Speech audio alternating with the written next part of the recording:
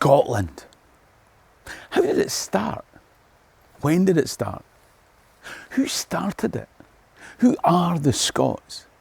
And who is Kenneth MacAlpin? Everywhere I go, I'm told that Kenneth MacAlpin was the first King of Scots. But that's just not true. So who was Kenneth MacAlpin? If you're interested in the people, places and events in Scottish history, then click the subscribe button at the bottom right of the screen. And if you enjoy this video, then give it a thumbs up, share it, and watch the next one. In the meantime, let me tell you a story. I'm taking you to a place that most of you have never been, and a time we can only see through mists.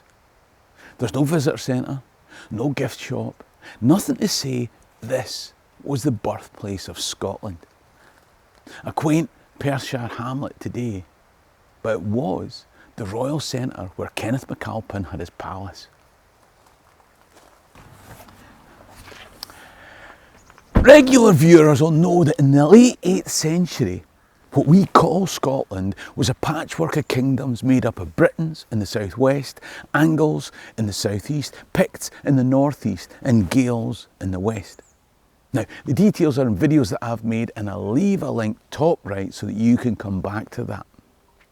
What happened next is a story that I'm going to explain 4 times from a layman's point of view, with a little more detail each time. Like coats of paint gradually giving a better finish to a beautiful staircase. So, Picts, Scots, Angles and Britons. Then, at the end of the 8th century, the Vikings arrived.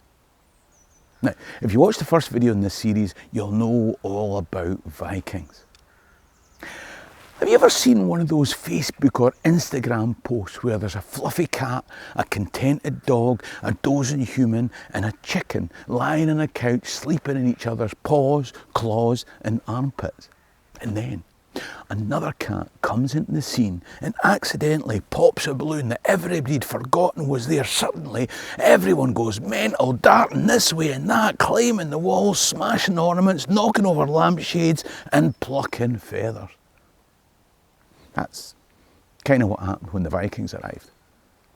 And when the dust settled, this was Scotland. Okay, so now that we've laid the undercoat, let's just go through that without the fluffy animals. The Romans left Britannia and a bunch of Germanic folks called Angles and Saxons arrived. Whilst the Romans had been here, the Britons in the north had hardened into Picts. But the Britons south of the Forth Clyde line had been pushed west by the Angles. Then, at the turn of the 6th century, a guy called Fergus MacEirc came from Ireland and settled Gaels in Argyll as part of the kingdom of Dalriada that spanned the Irish Sea. Now, remember that guy, because we'll come back to him. 300 years later, Viking waves came crashing on the shore, first raiding and then settling. That was the balloon popping, just in case you hadn't. Next came centuries of everyone fighting for survival, land, power and domination. But if the Vikings were the hammer that forged Scotland, Kenneth MacAlpin was the blacksmith whose hand shaped it. Or he might have been the charcoal. I'll be honest, I never really thought that metaphor through. Amidst the turmoil created by the Norse attacks, Kenneth MacAlpin, a Scot of Dalriada with a Pictish mum, merged these two peoples together. He was King of the Scots of Dalriada for a couple of years before he became King of Pictland in 843 AD. That's how Kenneth MacAlpin, the first King of Scots, created Alapa. This was the birth of Scotland. Two peoples were forged into one, and Kenneth MacAlpin moved to Perthshire, making his palace here at Fertiviat. But everything wasn't plain sailing.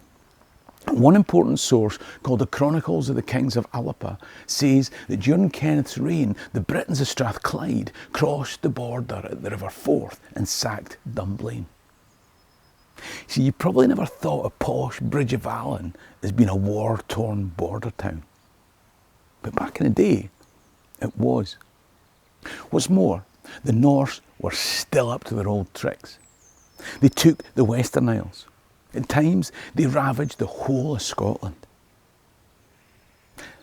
Shall we leave that second coat to dry as we head up to Scone? I'm one of the luckiest people in the world because I live in this valley, Strathearn, the birthplace of Scottish royalty, in Perthshire, the home of Scotland. You see, Perthshire didn't just hold the royal palace. The chronicles tell us that Kenneth brought the stone of destiny to Scone as the place of royal inauguration. It had come from the Holy Lands to Ireland, on to Dalriada, and now it travelled to Scone. Kenneth also brought the relics of St Columba from Iona to Dunkeld for safety from the Vikings.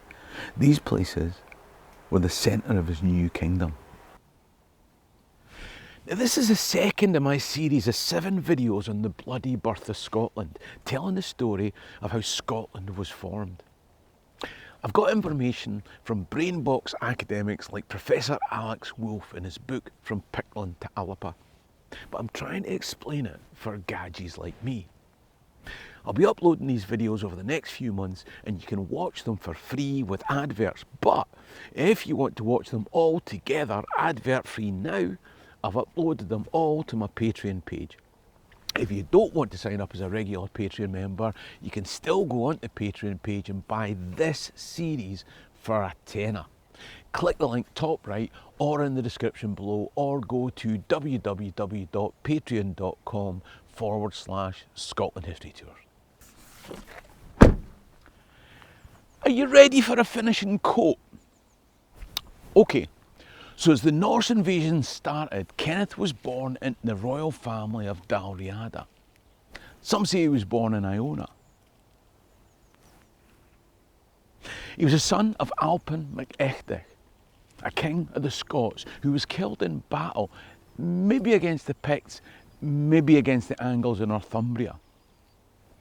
Everyone's going mental because of that popping balloon, remember? When his dad died, Kenneth inherited a Dalriadan crown that had been hanging on a sugary peg. Vikings had been attacking for decades by this time. Fortunately, Kenneth was a special kind of person. Within a few years, he'd conquered the much larger kingdom of the Picts. Now, if it sounds unlikely that the wee king overcame the bigger kingdom, then some chronicles suggest explanations. Kenneth MacAlpin's mum was Pictish. Picts allowed kingship to pass through the mother, which gave Kenneth a claim to the Pictish throne. Sorted. Others say that he'd had a bit of help from those naughty Norsemen. When the Norse wiped out swathes of Pictish nobility and the Scots king of Dalriada in a battle in 839 AD, it left a power vacuum. And Kenneth took advantage of that power vacuum to hoover up the Pictish kingdom. Do you see what I did there? The Chronicles of the Kings of Alapa say that he defeated the Picts in battle. Others say that he did it by treachery. One story goes that he invited a bunch of Pictish leaders here to Scone. They all sat down at a big feasting table, and when they were drunk, Kenneth's men pulled some bolts from a trapdoor, all the Pictish warriors dropped through onto spikes, and with no other claimants, Kenneth took up the Pictish throne. It's one of the 346 events in Scottish history that inspired the Game of Thrones' Red Wedding. Now King of the Scots and Picts, Kenneth based his palace at Fertiviat. Sometime in his reign, he brought the Stone of Destiny from his Gallic kingdom to Scone. He also brought Columbus relics from Iona to Dunkeld, and Perthshire became the heart of the new kingdom of Alba, bringing Picts and Scots together.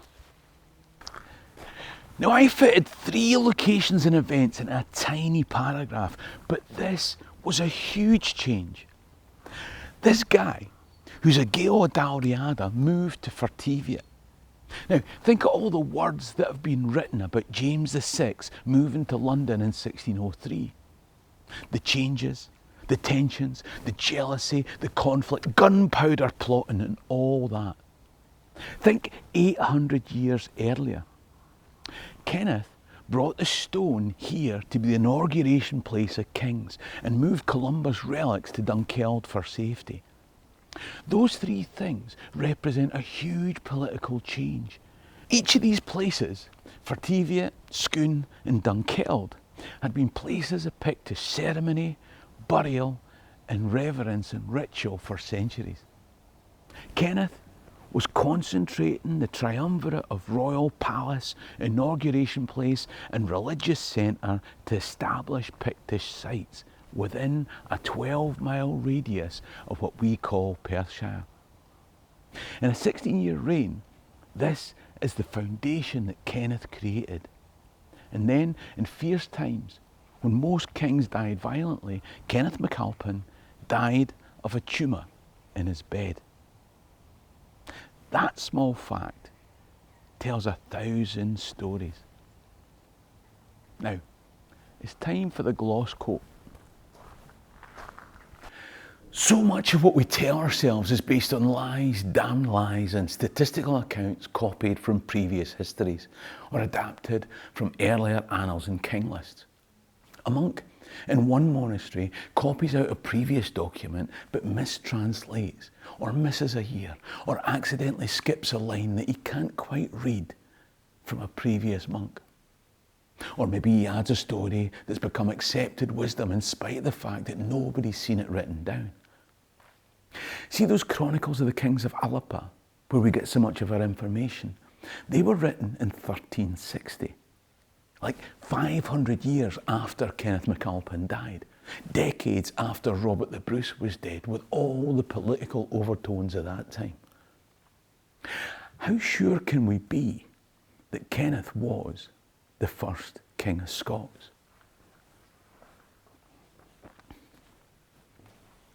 Well, there's lots of this we know is bollocks. Modern chemical analysis tells us that the stone of Scone came from Scone.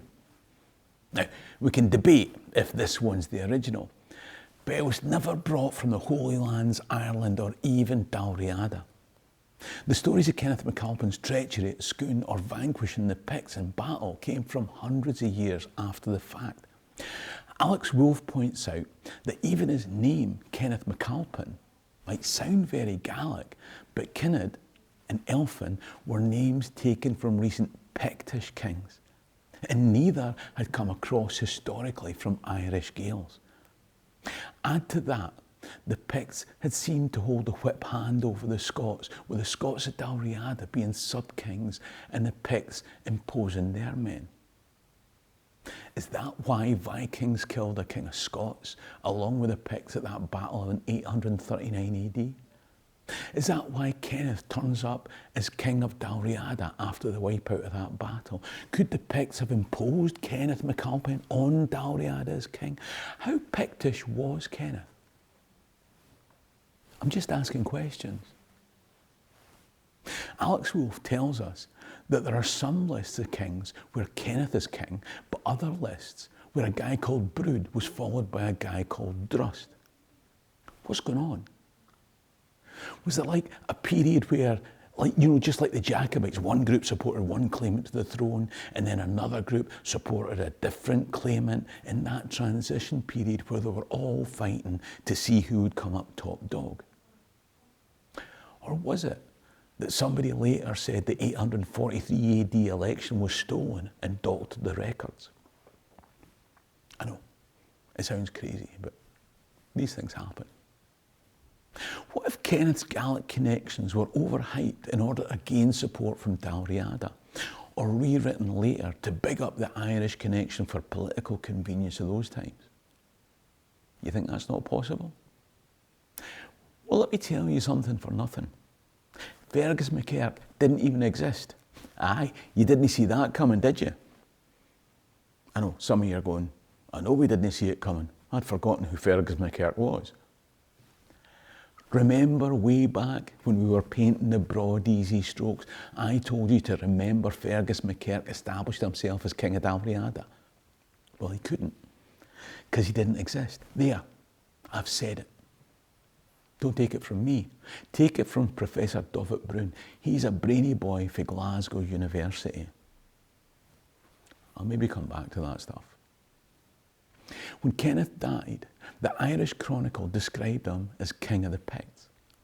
As a Gael subduing the Picts, why wouldn't other Gaels record him as such? If Kenneth MacAlpin was the first King of Scots, why is it that nobody at the time called him or thought of him as a King of Scots? It wasn't until Kenneth's grandson that we hear Rhi Albanach, King of Scots. So what can we say with reasonable certainty? Like, if you had to put on an each-way bet on a three-legged horse with a blind jockey. Kenneth MacAlpin is recorded in lots of annals. His name has a Pictish and Gaelic element. He was born and lived out his life during a turbulent half-century that started with the Vikings bursting onto the scene. Deaths of key players left opportunities, but those opportunities seldom come without a fight. He became top dog, but he wasn't the top dog in a combined Pictland and Dalriad that we tend to imagine. Vikings had made heavy inroads into both, and the geography that he controlled would have been much smaller, centred around Perthshire in the southern part of what had been called Pictland. He used ancient Pictish sites as the base of his authority and was known as King of the Picts. After his death, the Norse continued to rampage. But by concentrating, consolidating and establishing centres of authority, he'd given a chance for what would become Scotland. What emerged would depend on what happened next. To find out, you can click the link top right or in the description below to become a Patreon member, or buy the Bloody Birth of Scotland collection on my Patreon page at www.patreon.com/Scotland History Tours. When the next video in the series is out, I'll link it to the end screen coming up on screen now. Till then, it'll be a link to a playlist about the peoples who made Scotland. If you enjoyed this video, then hype it, share it, and watch one of those coming up. In the meantime, Hammy and Doch is going to be a lamb alive. Sherry and Drasta.